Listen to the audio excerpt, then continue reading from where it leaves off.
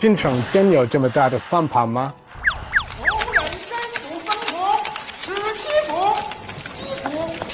算盘真能算得这么快吗？让我们去看看吧。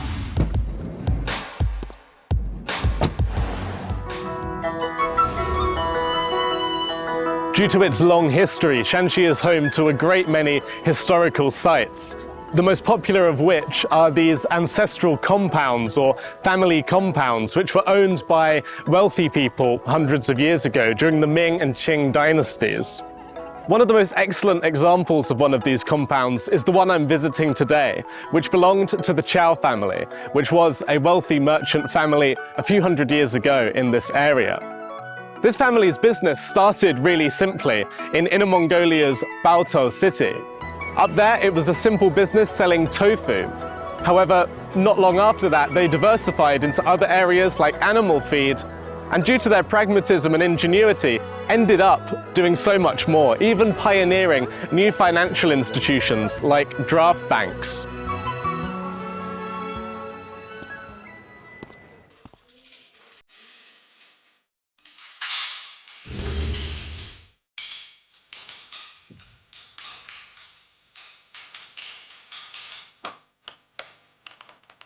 你对中国的算盘有兴趣吗？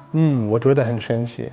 我们山西人做生意啊，都能做得风生水起，靠的就是精打细算。精打细算离不开这个算盘，打算盘呢离不开我们赵放先生。这个叫档，1档、2档、3档，也就是咱们计算的那个个、十、百、千、万、10万，它可以计算无限数。下面是1、2、3、4、5，一共是5个竹子，这一个竹子顶下面的这个5个，是为了计算的方便呢，都有口诀的。晋商啊，去了你们英国了啊，也要带这个算盘。最早传到是日本，咱们现在中亚的那些国家，好多国家都打算盘。Obviously, there's a great practical use to these devices. This demonstrates the Shanxi merchants' pragmatism, but also their ingenuity for the time. The Shanxi merchants would have carried their abacuses with them everywhere they went in order that they could always carry out transactions diligently, no matter how small the amount of money involved was.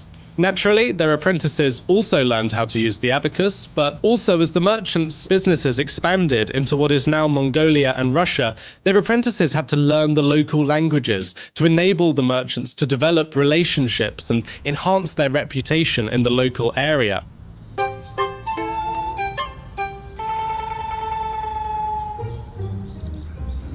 这位先生，你从哪儿来？我是英国的，叫 Reese。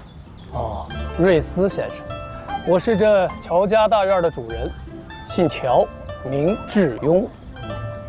我很好奇，乔家靠着什么把生意一步步做大的呢？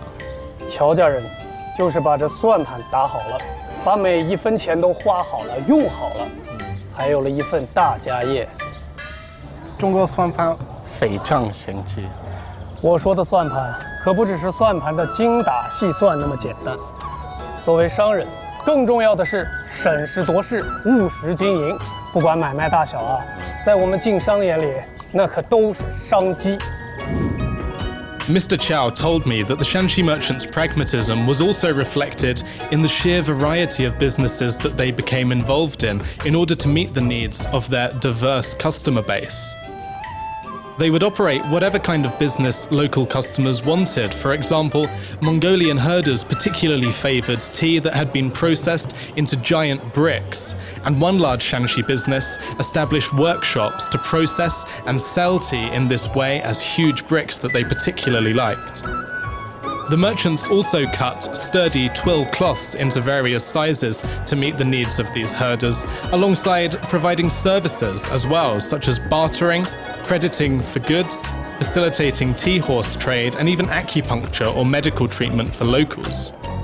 It was by catering to the diverse needs of their clientele that the Shanxi merchants were able to expand their businesses into overseas markets such as Russia, Europe, America, and Southeast Asia, selling everything from bricks of tea and coarse cloth to running grain shops, inns, banks, exchange shops, and beyond.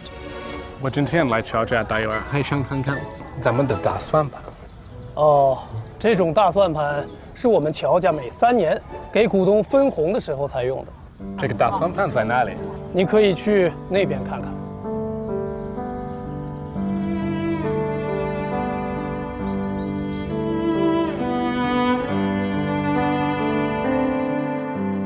The variety of abacuses on display here really symbolizes the story of the Shanxi merchants, going from something as small as selling tofu or needles to something as big as inventing the piaohao, leading to the inception of China's banking system.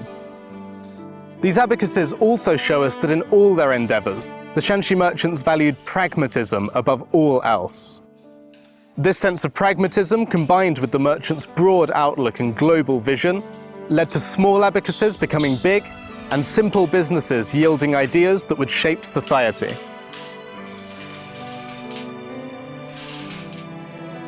It's certainly the largest abacus I've ever seen. As you saw, this museum contains a tremendous number of abacuses, and I think it's really interesting to see artifacts like this, things that people would have used a long time ago, before they had access to today's modern technology. But I also think that these abacuses reveal to us the amount of wealth that existed in China at that time. In the year 1820, China was responsible for roughly 1/3 of the world's economic output.